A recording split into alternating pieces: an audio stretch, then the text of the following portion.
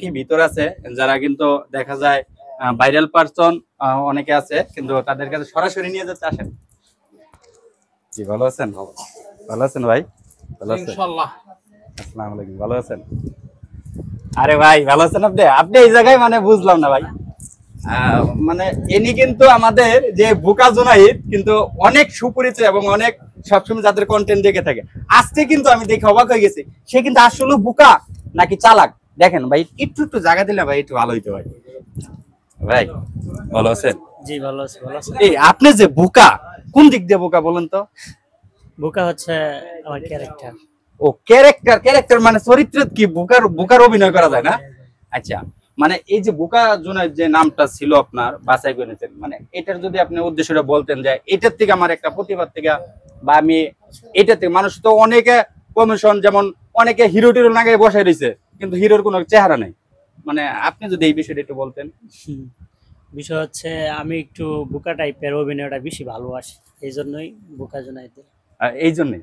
আচ্ছা ভাই, আরেকটা কথা শুনতে চাইছিলাম, যেই আমি কিন্তু অনেক ভিডিও দেখেছি আপনাদের, যে নাম হলো আপনি যার কাছে কাজটা শিখছেন ইমরান, এবং ইমরানের ওয়াইফের নাম হচ্ছে সুমাইয়া।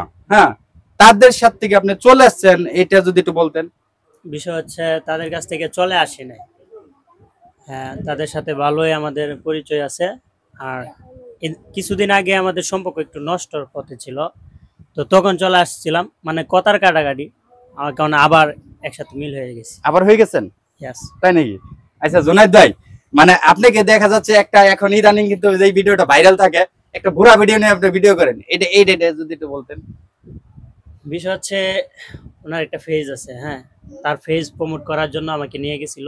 হ্যাঁ, তার ফেজ প্রমোট করে দিয়ে মানে আসছি। আপনি কি বিয়ে করেন নাই? বিয়ে করেন নাই? না না না।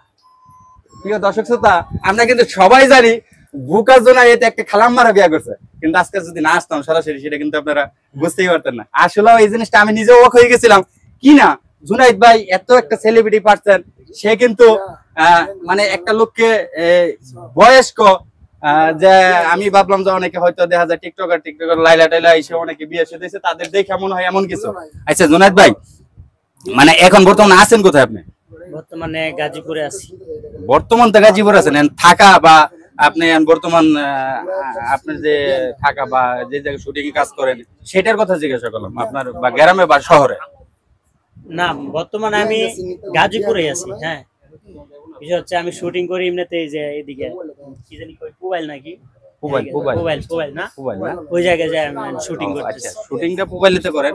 আরেকটা কথা চিন্তা চাইছিলাম জুনাইদ ভাই, আপনি যে এই শুটিং জগতে আপনার লাইফে এমন কোন জিনিস আসছিল সবচেয়ে ভালো জিনিস বা চিঠি রাখার মতো, বা এরকম কোন জিনিস আপনাকে ছিল? মানে যেমন একটা এক জায়গায় গেছে ভয়ানক একটা জায়গায় পড়ছেন বা বিপদ আসছে, এরকম একটা জিনিস। হ্যাঁ, ওই বিপদে পড়ছিলাম আমি যখন ফেনী বন্যাতে যাই, তখন আমি কিন্তু ওই যে অসহায় মানুষের পাশে দাঁড়াইছিলাম। আচ্ছা আচ্ছা।